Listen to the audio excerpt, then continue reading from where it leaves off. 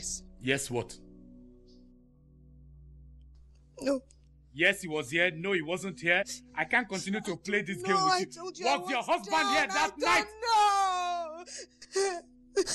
Dramatic scenes like this have earned Rita Dominic a place in Nollywood's royalty. She launched her career with films like My Guy and Children of Terror in 1998.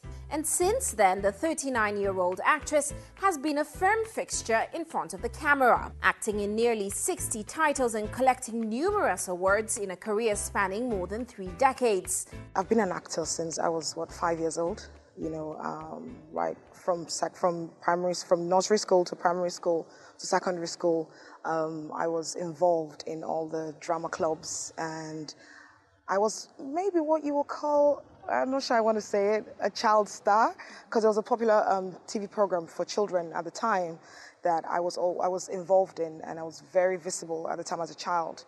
So I've always done this. This is what I've always known, So when I wanted to study theatre arts, it didn't come as a surprise to my family, and they supported me. I went on to study theatre arts at the University of Port Harcourt in Rivers State, Nigeria.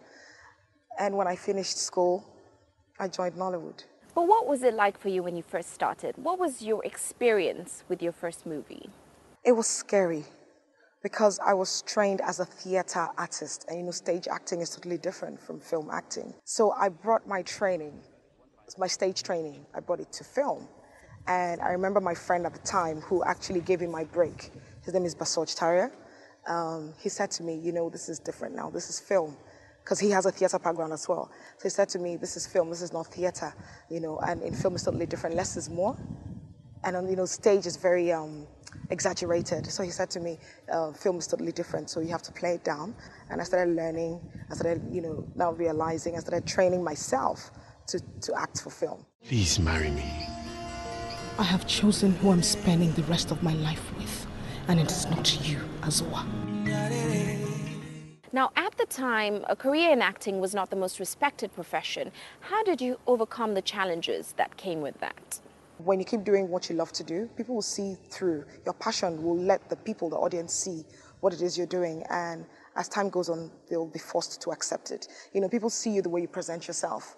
People take you the way you take yourself. So in as much as at the time, there was no money in Nollywood, it wasn't even called Nollywood at the time. It was called the Nigerian film industry, But we're just a bunch of kids fresh from school who loved the arts, who were trained in the arts, who wanted to just act. We just had a passion to do it, So I guess as time went on, the audience, started buying it, started buying our story, started buying what we were about, and Nollywood became Nollywood. Today, Rita is also an award-winning producer. In 2012, she shifted gears and co-produced her first feature film, The Meeting. It went on to win 5 awards at this year's Africa Magic Viewers' Choice Awards. Rita admits that producing and acting in the film was a daunting task. It was scary. I mean, being in the film business, I had always said to myself that I'll try every aspect of filmmaking. So when the time came, I said, okay, I'm ready to produce. And my business partner, we had been working together. She manages me as well. And she's very experienced, and vastly experienced in the film world, And she said to me, let us do this. And I bought into it, and we decided to produce our first film, formed a company, the Audrey Silver Company, and decided to shoot The Meeting. However, there was a very tough character in that story, which I did not want to touch because it was so difficult. I mean, I said to her, I don't want to act in this film, I just want to produce. And she said to me, I think you should play the character of Clara Ikemba. It's just they shine. It's just they fine. Your hair fine, no? I didn't want to do it. Why? Because it was such a difficult, complex character to play.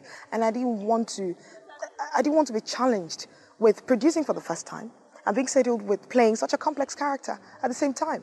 I said to her, I'm not sure I'm going to do a good job of this thing. Let me just concentrate on producing and let's get somebody else to, play that character. Then she said, there was something she said to me after that. She said, you've been looking to do these kinds of characters, outside the box kinds of characters.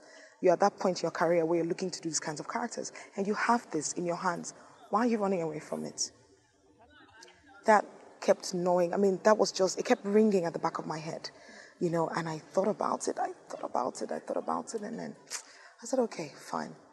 In fact, she bullied me into doing it, you know, and I'm happy I went on to, you know, I took on that challenge, and I'm happy that I did it. Hey, mind your language. Mind your language with me. I'm a married woman, my friend. Excuse me, oh. The minister has closed for the day, so go back home and come back tomorrow. If you decide to stay here, it's your case. How has the industry evolved since you first started? When we first started, women were stronger in front of the camera in terms of the actors, the female actresses, yeah. Finding that women are stronger behind the camera, which was unheard of before.